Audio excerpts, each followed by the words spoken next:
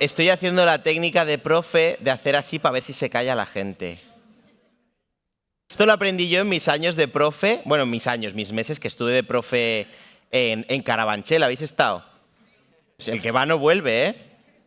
No, yo lo disfruté mucho, yo estuve de profe allí, estoy haciendo tiempo, ¿vale? Es el típico tiempo que se hace para que terminéis de sentaros, de murmurar, que se trague la gente el bocadillo que tiene a medias. Estuve allí de profe unos meses, disfruté muchísimo, de profe de biología, y además hubo un momento en el que yo estaba de prácticas, y yo supe que ya era profesor porque dije esa frase maravillosa de ¿nos cuentas el chiste para que nos riamos todos?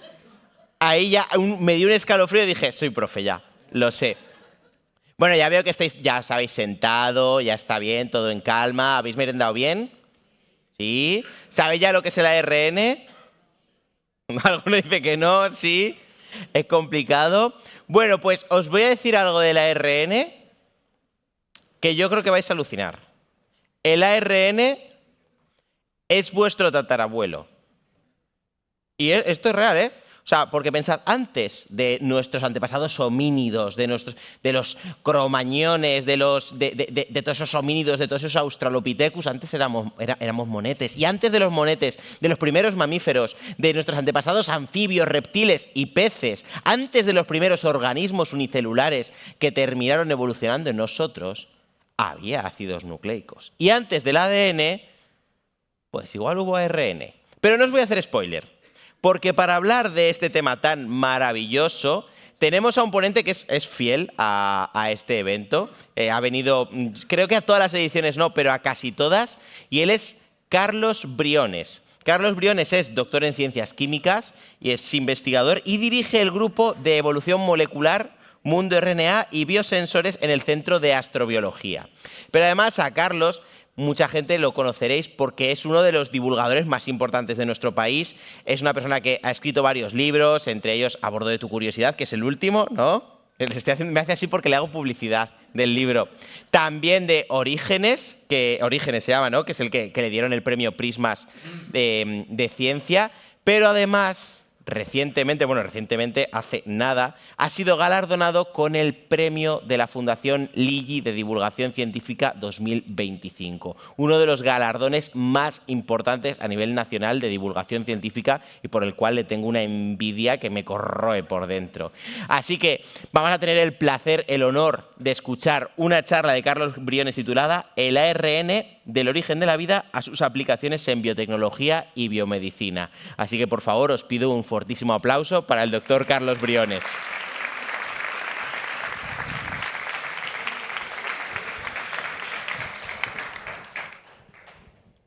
Buenas tardes a todas, a todos. Muchas gracias, querido Ricardo. Entre amigos se nota que las presentaciones son siempre exageradas, pero bueno, te lo agradezco igualmente. Para mí realmente es un honor y un placer estar aquí, porque yo soy CBM, querida Paola, lo sabemos. Y os voy a contar una historia. Voy a empezar contando una historia. Lo primero es agradecer, por supuesto, al Centro de Biología Molecular y a la Fundación Carmen y Severo Ochoa por invitarme a estar aquí, por estar en mi casa, en cierta medida. Pero os voy a contar una historia. Cuando yo era estudiante de química, yo empecé estudiando química en Burgos, en mi tierra, soy burgalés, quienes me seguís en redes sabéis que soy muy pro burgalés y siempre estoy... Pues estudié química y en primero de química, pues no sabía muy bien qué especialidad iba a hacer después. En mi época, para los jóvenes del fondo, las carreras tenían 5 años, hablamos del precámbrico, y eran 3 años generales y cuarto y quinto había que escoger la especialidad. Ibas viendo asignaturas muy bonitas, en primero todo es el deslumbramiento de la ciencia, y un día mi profesor de bioquímica, Manolo Pérez Mateos, que luego llegó a ser rector de la Universidad de Burgos, nos dijo, pasado mañana, en Valladolid, hacen doctor honoris causa a don Severo Ochoa. Voy a ir en coche, tengo 3 plazas. Los que queráis venir conmigo, asistís a la ceremonia. Yo tardé un nanosegundo, la definición de nanosegundo es esa, ¡pum! Y otros 2 compañeros también, y fuimos con Manolo a ver el acto, que además el primer acto de investidura de un doctor honoris causa en una ceremonia universitaria. Nos dio la mano al final, don Severo, habló con nosotros, me estoy emocionando al recordarlo, y nos dio consejos. Yo creo que no me lavé esa mano durante un mes, la mano que había dado a don Severo Ochoa. A partir de entonces ya sabía lo que quería hacer como especialidad. Quería hacer bioquímica y biología molecular. hice bioquímica y biología molecular y acabé haciendo la tesis doctoral en el Centro de Biología Molecular Severo Ochoa.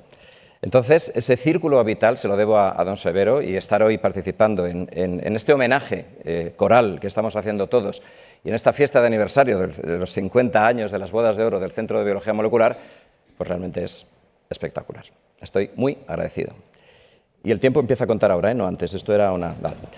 Entonces, si entra en la presentación, aunque efectivamente mi amigo Ricardo ha hecho el spoiler total, vamos a ver qué tiene que ver el ARN con el origen de la vida y cómo eso da un salto a la biotecnología y a la biomedicina, temas de los que ya hemos estado escuchando ponencias y mesas estupendas esta tarde. Pues fijaos, en astrobiología nos gusta a veces imaginarnos un continuo entre el origen y la evolución del universo, la formación de sistemas planetarios y una evolución química que da lugar a una evolución biológica gracias a la cual estamos aquí. No voy a entrar en detalles, pero en la esquina inferior izquierda veis moléculas que se van haciendo cada vez más complejas. Eso sería la época del origen de la vida hace unos 4.000 millones de años. El salto entre la química y la biología. Nos podemos imaginar así el mundo cuando se produjo esa transición, que es para mí la aventura más fascinante de la materia en la historia del universo. Que la materia se convierta en materia replicativa, que la vida empezara. Así serían nuestras costas. Eso es un planeta ya con agua líquida, con muchas fuentes de energía, tampoco entro en detalles, pero lo podéis imaginar viendo la foto, con mucha interacción del agua con las rocas, con muchos microambientes donde se pueden ir trazando trayectorias evolutivas que acabarían de alguna forma derivando en la vida. La vida, para que se produjera, tuvo que combinar estos tres ingredientes. Moléculas basadas en carbono, el carbono es esencial para formar moléculas orgánicas, pequeñas, grandes, polímeros, como veremos. Agua, el agua es el disolvente universal, no hay mejor líquido en el universo que el agua para acomodar la serie de reacciones que requiere la vida, y alguna fuente de energía. Sin energía no hay activación del metabolismo, que es esencial para la vida. Entonces, en nuestro planeta en esa época ya estaban estos tres ingredientes. Ya la química podía empezar a hacer pruebas, por supuesto ciegas, por supuesto sin una finalidad, sin una flecha, simplemente pruebas, cinética y termodinámica, a ver qué pasaba. Y lo que pasó fue una explosión de moléculas. Esto lo empezaron estudiando Stanley Miller experimentalmente y Joan Oró, un norteamericano y un español, trabajando ambos en Estados Unidos. A Joan Oró le pasó como a don Severo Ochoa, trabajó siempre en Houston, en Estados Unidos. Y fueron los padres de la química prebiótica. Eso es la época de los años 50. Ellos se basaban en las ideas de los primeros padres de la investigación de origen de la vida en los años 20. Y desde entonces la química prebiótica ha ido avanzando, cada vez conocemos más reacciones que nos permiten formar algunas de las moléculas que constituyen los seres vivos y vamos trazando ciclos, vamos trazando entramados de forma que podamos llegar a formar los componentes fundamentales de la vida. A esa mezcla de moléculas, Alexander Ivanovich Oparin, que fue el primer pensador sobre el origen de la vida, si excluimos a Darwin, que ya dio alguna idea al final del origen de las especies, pues Oparin había llamado una sopa prebiótica, como una metáfora muy bonita, y aquí haciendo un guiño con Andy Warhol, porque estamos en un centro de arte también, pues bueno, podíamos imaginarnos así el origen de la vida entendido como una sopa prebiótica con una receta de moléculas para formar un océano primitivo. Claro, eso es maravilloso. La química nos está enseñando qué repertorio de moléculas pequeñas, generalmente monómeros, podíamos tener hace 4.000 millones de años. Pero como dicen nuestros colegas Jerry Joyce, y decía Leslie Orgel, esto es un capítulo, no sé si veis la parte de abajo que tiene los créditos de las distintas imágenes, en un capítulo de un libro interesante titulado Mundo RNA, por eso estamos aquí, pues ellos dicen, lo que es el sueño del químico se convierte en la pesadilla del bioquímico. ¿Qué quiere decir eso? Un químico en su laboratorio de prebiótica lo que quiere es formar cada vez más moléculas distintas. Pero el bioquímico lo que le gustaría es que esas moléculas formen polímeros, formen las grandes moléculas de la vida. ¿De acuerdo? Entonces, claro, si tienes una explosión combinatorial de pequeñas moléculas, ¿cuáles son las escogidas por la naturaleza para formar ácidos nucleicos, proteínas y que se establezca el código vital? Esto lo sabéis muy bien. Esto es el código vital. El ADN se transcribe a ARN, el ARN se traduce en proteínas. Todas las flechas que veis en verde lo hacen proteínas también, y la flecha naranja lo hacen los ribosomas, que como sabéis es un agregado maravilloso, sobre eso hice mi tesis doctoral en el Centro de Biología Molecular, un agregado de ARN y de proteínas. Claro, mirando esta imagen del dogma, como veíamos antes, o del código vital, Realmente, sin ADN no habría proteínas, pero sin proteínas que están encima de cada una de esas flechas no habría ADN. Es la paradoja del huevo y la gallina, si queréis, en versión molecular. Entonces, claro, en el ámbito del origen de la vida, pensando qué molécula puede haber llegado antes, el ADN o las proteínas, sin una no hay la otra. Dimos una vuelta, los gigantes sobre cuyos hombros caminamos actualmente, dieron una vuelta y dijeron, vamos a ver qué funciones tienen en la naturaleza ADN, ARN, proteínas. Y os lo ejemplifico de esta forma. El ADN tiene una función, llevar información genética. Podemos complicarlo todo lo que queráis, pero una función, información genética. Las proteínas, el título no sé si lo veis, está debajo de ese cuchillito, tiene dos funciones básicamente, estructura y catálisis, las enzimas. Prácticamente la totalidad de las enzimas de todos los seres vivos son proteínas. Y el ARN, el que está en medio, en ese esquema anterior, pues amigos, el ARN es como una navaja suiza. Lo hace todo. Lleva información genética, y eso lo sabemos hoy en día por los virus que tienen genoma de RNA, y hemos escuchado mucha información sobre estos virus, o sobre los viroides. Los viroides son entidades todavía más simples que los virus, que son solo una molécula de RNA y son capaces de infectar y transmitirse en plantas. Es decir, información genética, el ADN tiene. Estructura, por supuesto. El grueso del ribosoma, por ejemplo, es una estructura formada por RNA. Y función, pues función también, lo adelantaba un poco Puri. Ella está utilizando tecnologías basadas en que el ARN puede desarrollar funciones. Todos tenemos ribocimas, es decir, enzimas de ARN en nuestro cuerpo. Fijaos, lo puede hacer todo, puede hacer lo que hace el ADN y lo que hacen las proteínas. Entonces yo propongo que a partir de ahora, siguiendo lo que decía Ricardo al principio, cuando os pregunten qué es el ADN, decís, pues es como el ARN, pero con dos hebras y que hace poquitas cosas. Así podemos definir ADN a las personas que no sepan lo que es el ADN, ¿vale? Claro, la gracia del ARN es que al ser una cadena simple, va a plegarse sobre sí misma por complementariedad de bases, si lo veíamos al principio en la charla de Luis, se pliega y va definiendo distintas estructuras, bolsillos funcionales que le permiten hacer cosas como si fuera proteínas. Y esa es la gracia. Aquí tenéis algunas estructuras complejas, funcionales, basadas en ARN. ¿De acuerdo? Esto hizo que Walter Gilbert, en la década de los 80, publicara este artículo tan breve. A veces la historia se ha cambiado con artículos muy breves, publicados en Nature and Science, este está publicado en Nature, donde acuñó el término The RNA World, el mundo RNA. Y él decía, entre otras cosas, eso, que se puede concebir un mundo RNA pensando en el pasado, en el que moléculas de ARN sirvieran para catalizar su propia síntesis, RNs autocatalíticos, ARNs que lo hicieran todo ellos mismos. Bueno, esto es una visión de los 80, es la que permitió acuñar esta idea tan bonita de mundo ARN. Hoy en día lo matizaríamos, diríamos not only RNA world, no solo, porque estamos muy convencidos de que el ARN fue anterior al ADN y a las proteínas en el ámbito de origen de la vida, pero seguramente había otras moléculas que le estaban ayudando al ARN. Cofactores, péptidos sintetizados abióticamente que podían estar ayudando y ampliando su capacidad funcional. ¿De acuerdo? Entonces, hoy nos movemos en este tipo de aproximación un poquito más compleja que el RNA solo. Si lo ponemos en la línea del tiempo, estaríamos hablando, esto es toda la historia de la Tierra, que se origina más o menos hace 4,5 miles de millones de años, y hoy estaríamos en el límite derecho. Los que hayáis estudiado carreras de ciencia sabéis que esto nos lo hacen aprender en clase de geología y de evolución. El origen de la vida estaría básicamente, no tengo tiempo para entrar en detalles, pero básicamente en el cuadradito amarillo más intenso y un poquito antes. Quizá los primeros intentos de producir moléculas complejas hacia la vida se produjeron en torno a 4.000 millones de años. Y en la zona amarilla oscura tendríais esta transición donde veis que la química prebiótica daría lugar a mundos pre-ARN. Quizá el ARN no fue el primer polímero, pudo haber otros similares, pero no eran el ADN ni eran las proteínas. Luego mundo ARN, ya vida molecular, ADN, ARN, proteínas. Luego Luca, el ancestro común universal de la biodiversidad, y luego todos nosotros. O sea que Moure tenía razón. Nuestros tatarabuelos probablemente eran entidades basadas exclusivamente en ARN o ARN con algunas moléculas pequeñitas ayudando. Entonces, cuando penséis en la sopa prebiótica, pensad que enseguida esa sopa prebiótica empezó a tener moléculas de ARN pegadas sobre sí mismas. Y una vez que tenemos un sistema en el que el ARN constituye un genoma, que puede haber un metabolismo basado inicialmente en ribocimas, enzimas de ARN, y un entramado de moléculas que generan un compartimento.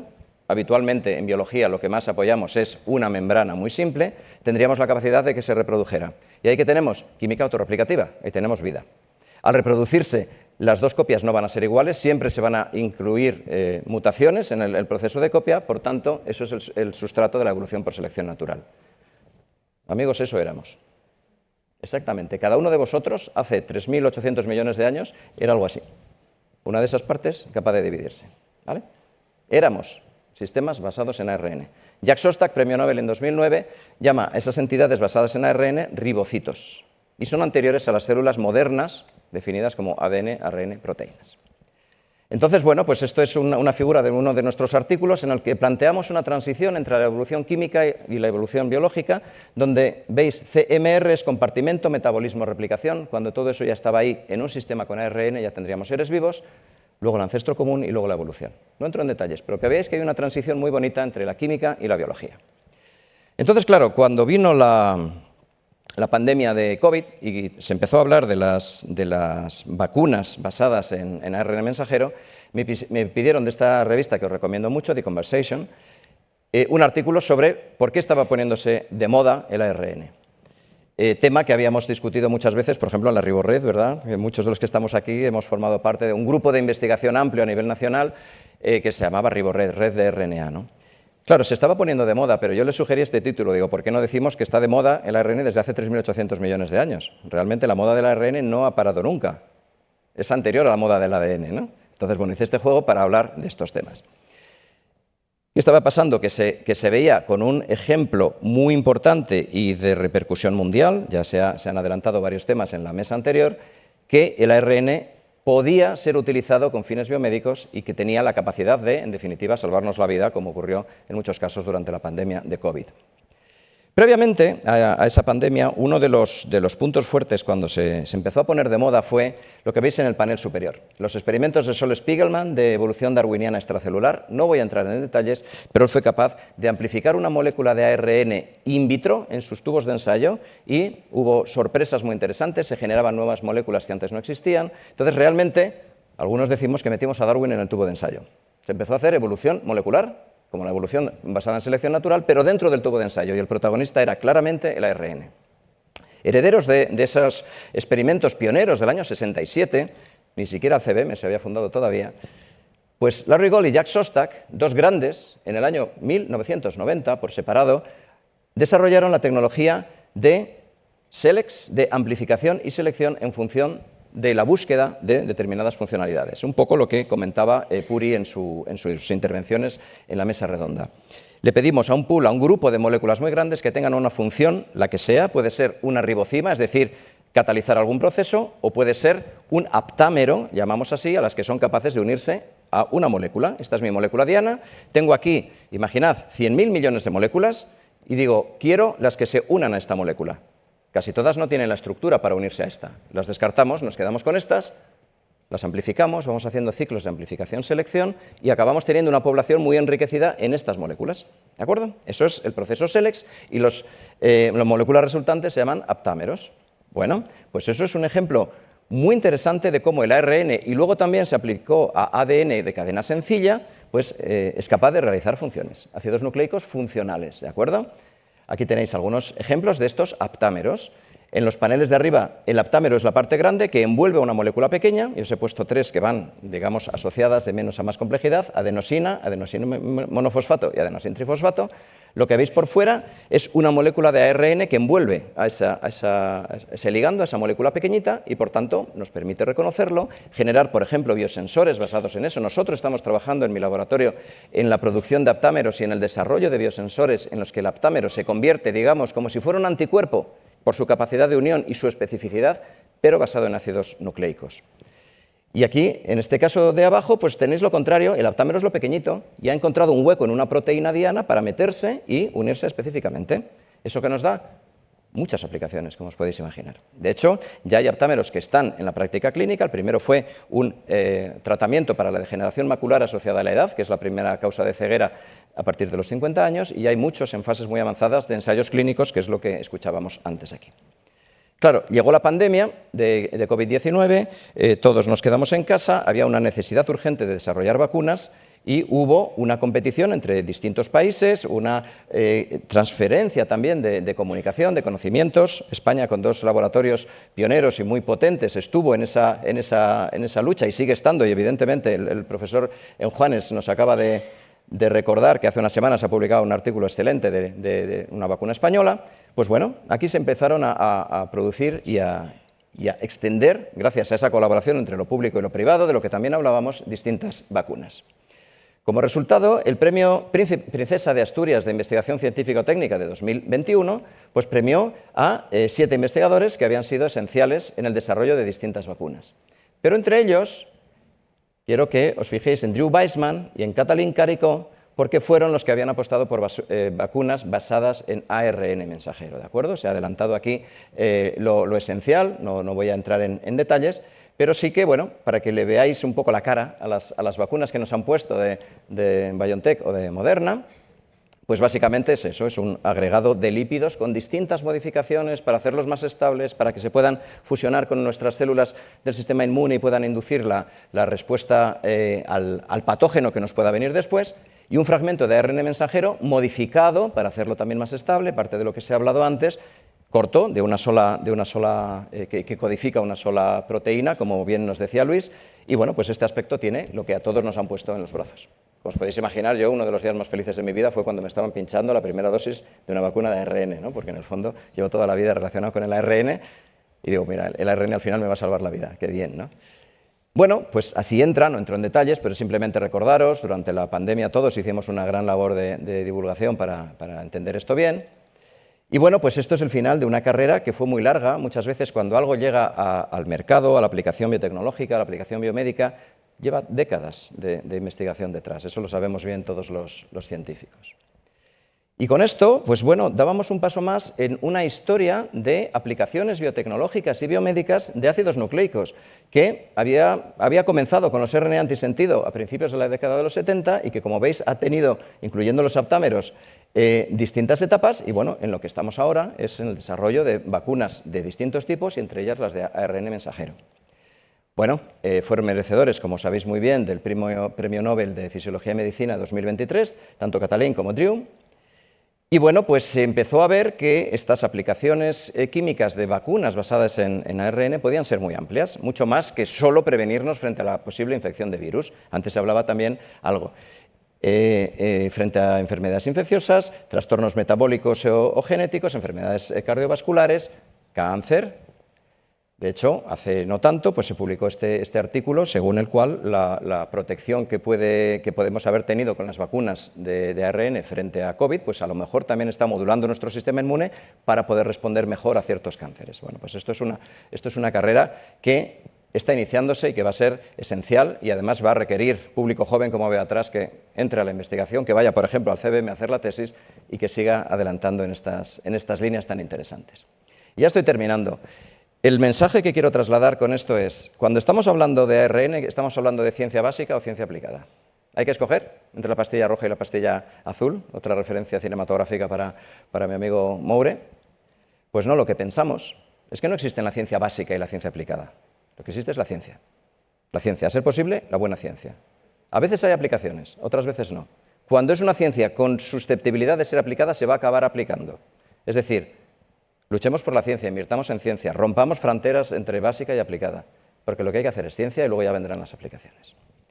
Y termino, ahora ya sí termino con estos dos protagonistas de la revolución que han supuesto las vacunas de ARN, y un par de citas, ¿no?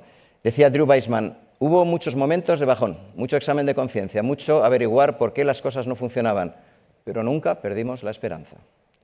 Y Katalin Karikó, que para mí es una de las grandes científicas de la historia, Madame Curie, Margarita Salas, Katalin Karikó, algunas más, pero están ahí arriba, pues decía, por si no lo veis, sí, el corte viene por abajo.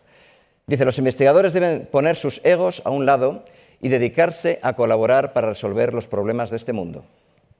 Y en otro momento dice, no pienso ni un minuto en si he salvado o no al mundo, solo soy un eslabón de una cadena compuesta por cada científico que publicó algo que sirvió para seguir avanzando.